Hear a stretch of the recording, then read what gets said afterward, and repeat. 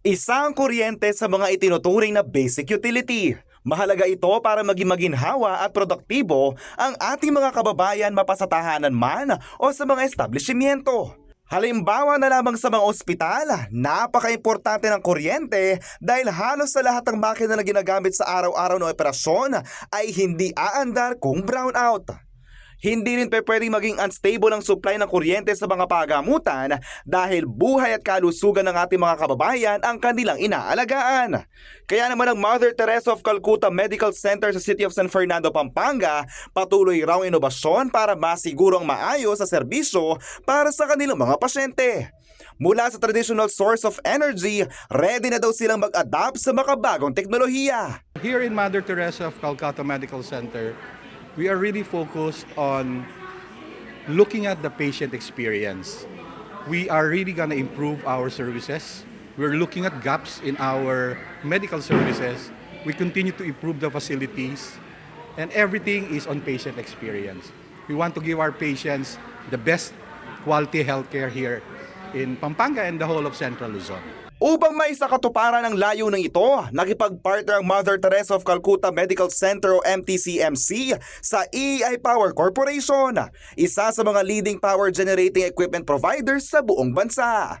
Ipinaliwanag ni Frederick Wen, ang Vice President ng EEI Power Corporation, ang iba't ibang benepisyo na maaaring makuha sa paggamit ng solar rooftop grid-tied system, ang teknolohiya na gagamitin sa MTCMC. Well, of course, savings. Number one is savings. I think that's most of the complaint of everyone here, di ba?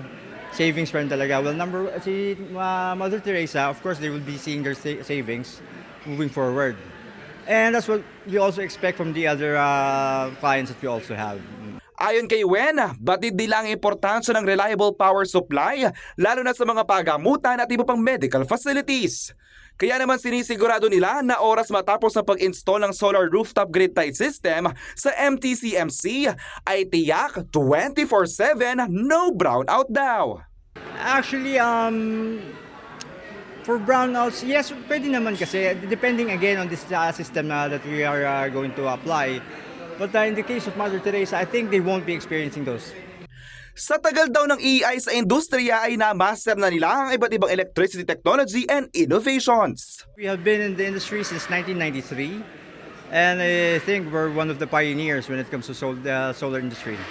What do we offer? Of course, aside from carrying the name of EEI, we have, of course, technology. We have different kinds of brands or products that we carry, all coming from abroad. Dahil dito, buong-buo raw ang tiwala ng pamunuan ng Mother Teresa of Calcutta Medical Center sa EEI. Sa katunayan, idinaos na nitong Martes, June 11 ang contract signing sa pagitan ng dalawang kumpanya. We chose EEI as our partner because of its track record as well in putting up solar system, solar power installation in most of the hospitals in the network. I think we're the fourth. They have one in Mary Mediatrix. They installed one in Ciudad Zamboanga. I think somewhere in Luzon meron din sila. And very soon, Tagaytay Medical Center will follow, and Federal Mundo will also follow, engaging the services of EEI. I guess we chose them because they're really into innovation and their advocacy on protecting the environment.